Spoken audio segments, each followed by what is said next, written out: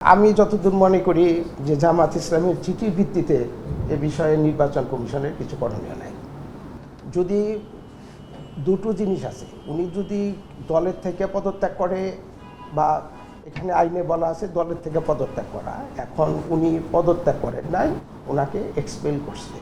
এই এক্সপানশন পদত্যাগের মধ্যে আসে কিনা এটা একটা বিশ্লেষণের বিষয়, কন্ট্রোভার্সিয়াল একটা বিষয়।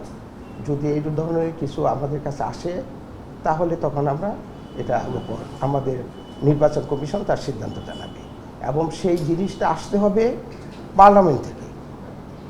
কোনো পার্টির মধ্যে থাকলে আমার যতদূর মনে পড়ে, আমি যতদূর বুঝি, নির্বাচন কমিশনের এর উপর খুব একটা করণীয় নেই, যদি না পার্লামেন্ট থেকে এটা রেফার করা হয়।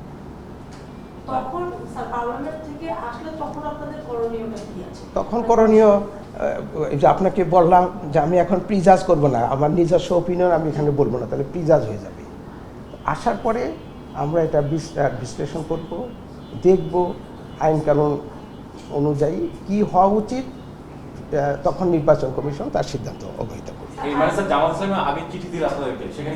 না, আমি যতদূর মনে করি যে জামাত ইসলামের চিঠির ভিত্তিতে এ বিষয়ে নির্বাচন কমিশনের কিছু করণীয় নাই।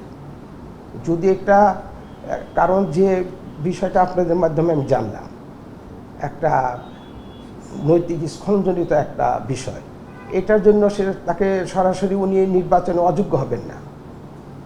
নৈতিক মরাল টার্পিচুটের জন্য যদি কেউ শাস্তিপ্রাপ্ত হন তাহলে তিনি বারিত হবেন।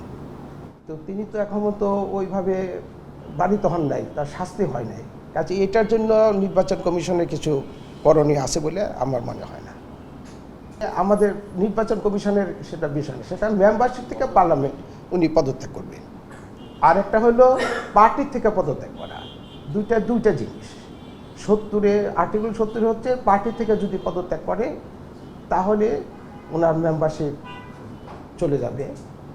আর আরেকটা হলো সেটা নির্বাচন কমিশন সিদ্ধান্ত দিতে হবে, পার্লামেন্ট প্রেরণ করবে, নির্বাচন কমিশন এর উপর সিদ্ধান্ত দিতে হবে।